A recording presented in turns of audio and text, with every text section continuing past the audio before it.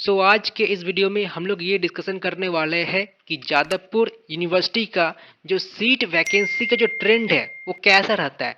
जैसे कि आपको पता है हर एक साल डब्ल्यूबीजेई का मॉप अप राउंड होने के बाद कुछ सीट वैकेंट रह जाता है एंड उस वैकेंट सीट को फिलअप करने के लिए डिसेंट्रलाइज काउंसलिंग होता है एंड ये हर एक कॉलेज ये करता है एंड ये डिसेंट्रलाइज काउंसलिंग खुद कॉलेज करता है, डब्ल्यूबीजेई बोर्ड नहीं करता है। तो आपके साथ इस वीडियो में ये शेयर किया जाएगा जो सीट वैकेंसी का जो ट्रेंड है वो किस तरह रहता है।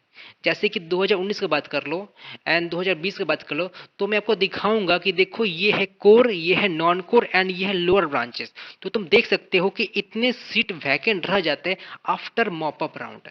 तो डिसेंट्रलाइज काउंसलिंग स्टार्ट होने से पहले कितने सीट वैकेंट होते हैं तो आपके साथ वो शेयर किया जाएगा। जनरली स्टूडेंट ये सोचते हैं कि जो लोअर के ब्रांचेस है बस उसमें ही मुझे मिल सकता है, जो टॉप के ब्रांचेस है जैसे मान लो नॉन कोर हो गया एंड कोर हो गया उसमें तो मुझे मिल सकता ही नहीं है, मुझे प्रिंटिंग प्रोडक्शन कंस्ट्रक्शन साथ ही संतुष्ट होना पड़ेगा।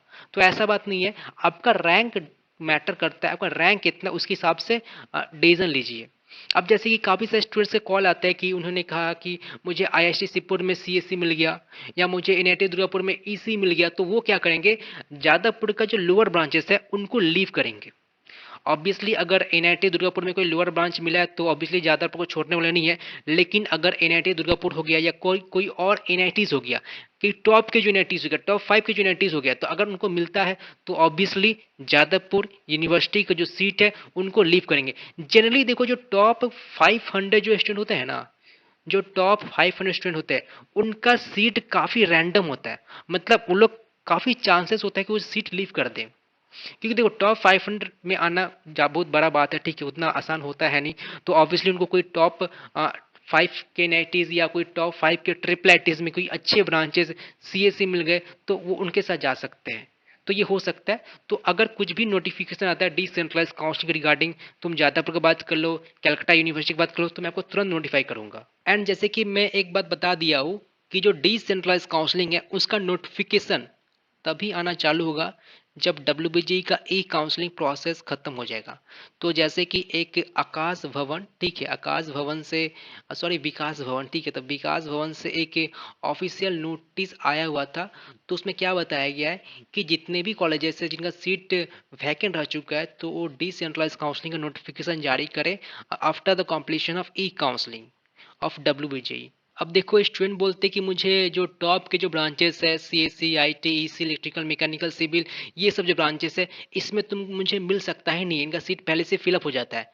तुम देखो 60% वैकेंसी था 2020 में, 2020 का मैं बात कर रहा हूँ, यानी कि लास्ट ईयर का मैं बात कर रहा हूँ, ओके। तो 2020 में सिर्फ 60% वैकेंसी था बस इन ब्रांचेस में, सीएससी इलेक्ट्रिकल मैकेनिकल सिविल। मैं लोअर ब्रांच का बात अभी तक नहीं किया हूँ। अगर टोटल वैकेंसी तुम देखो तो 1280, सॉरी ये टोटल सीट है, टोटल वैकेंसी है 450 टोटल वैकेंसी था, जिसमें से 60% वैकेंसी बस इन ब्रांचेस के थे। तो आप समझ सकते हो कि ऐसा नहीं कि मुझे सिर्फ लोअर ब्रांचेस को ही मिलेगा।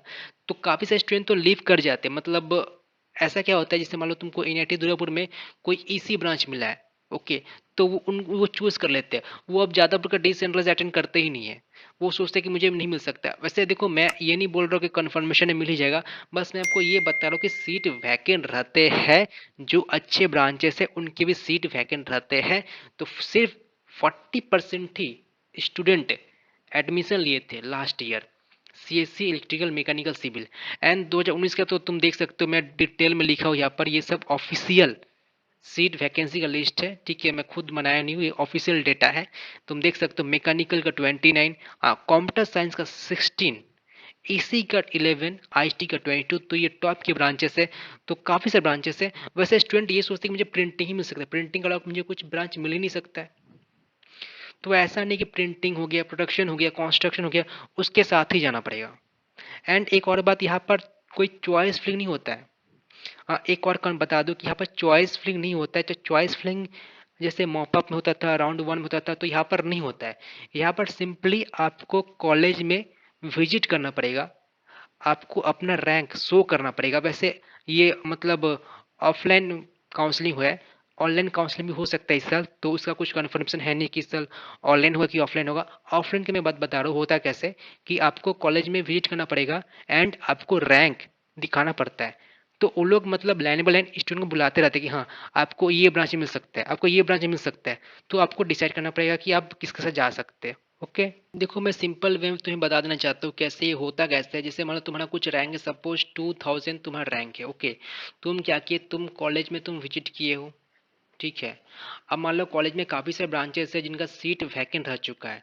जैसे मान लो सीएससी की बात करते हैं, आईटी की बात करते हैं, ईसी की बात करते हैं और मैकेनिकल की बात करते हैं। अब जैसे कि मान लो किसी स्टूडेंट का कौन कौन स्टूडेंट विजिट करता है, मान लो यहाँ पर ये सब स्टूडेंट विजिट करे, इसका रैंक है 1800, इसका रैंक है 1852, इसका है 1940 एंड तुम्हारा 2000 एंड मान लो किसी और का 2056, 2100। तो ऐसे स्टूडेंट हैं जो कि उस दिन कॉलेज में विजिट किए हुए थे। अब जैसे कि मान लो पहले इस स्टूडेंट को बुलाया जाएगा, मतलब एक अलग से घर होता है, ठीक है। मतलब मैं ऑलरेडी ये कर चुका हूँ तो मैं तुमको अच्छा से एक्सप्लेन कर रहा हूँ कि उनको बुलाया जाता है यहाँ पर। ओके, फिर इन्हें जाना पड़ता है। अब मान लो जब ये गया स्टूडेंट तब इससे पूछा जाता है कि तुम कौन सा ब्रांच लेना चाहते हो, उसको ऑप्शन दिया जाता है। तो मान लो वो बोला कि मुझे मैकेनिकल चाहिए, तो ठीक है, इसको मैकेनिकल अलॉट कर दिया गया। अब मान लो जब ये विजिट किया तो भी बोला कि मुझे मैकेनिकल चाहिए। अब मान लो बाई चांस अगर मैकेनिकल का सीट नहीं है तो उसको नहीं मिलेगा। लेकिन वो बोलते हैं नहीं मैकेनिकल नहीं है तो मुझे आप इलेक्ट्रिकल दे दीजिए, मुझे आप आईटी दे दीजिए, मुझे आप सीएससी दे दीजिए, तो ये बोल सकता है। तो उसको अलॉट कर दिया जाएगा। फिर इसको बुलाया जाता है एंड फिर इसको बुलाया जाता है। तो इस तरह से ये प्रोसेस चलता है कि लाइन बाय लाइन स्टूडेंट को कॉल किया जाता है एंड उनसे पूछा जाता है कि कौन सा ब्रांच लेना चाहोगे। हो सकता है इस साल जो ऑनलाइन मतलब अगर डिसेंट्रलाइज काउंसलिंग हो तो वहाँ पर आपका मैटर करता है कि आप अलग प्रोसेस हो सकता है, मतलब ऐसा नहीं हो सकता। ये ऑफलाइन का मैं प्रोसेस बता रहा हूँ, ठीक है। जो भी कुछ हो मतलब डिटेल इन्फॉर्मेशन कॉलेज रिलीज कर ही देगा तो मैं उस समय सही तरह से एक्सप्लेन कर दूंगा, ठीक है। फिलहाल के लिए ये ऑफलाइन प्रोसेस ही आप जान कर रख लो।